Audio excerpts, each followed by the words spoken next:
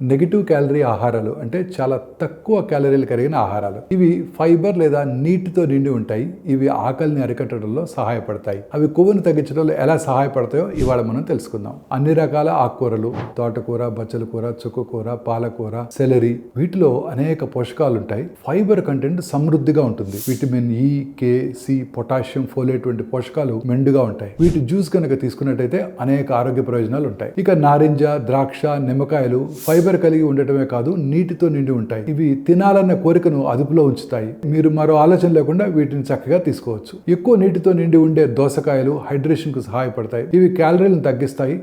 Salad లో ముక్కలుగా తిన్నా లేదా కూరగా వండుకున్న కడుపు నిండుగా ఉంచుతాయి. ఇక వేసవిలో లభించే ప్రయోజనకరమైన కూరగాయల్లో ఒకటి జుకినీ. ఇది దోసకాయ జాతికి చెందింది. అంటే చిన్న గుమ్మడికాయలాగా లేదా బెండకాయలాగా ఉంటుంది. దీనిలో పీచు, calcium, iron, zinc, vitamin C, vitamin K, vitamin బి6, మ్యాంగనీసు అనేక పోషకాలు పుష్కలంగా ఉన్నాయని నిపుణులు చెప్తున్నారు. వీటిలో 50 నుండి 90% నీరు శరీరాన్ని హైడ్రేటెడ్ గా ఉంచుతుంది. ఈ వెజిటబుల్లో ఉండే పోషకాలు ఎముకల్ని దృఢంగా ఉంచడంతో పాటు బీపీ అలాగే డయాబెటీస్ ని నియంత్రించడంలో సహాయపడతాయి.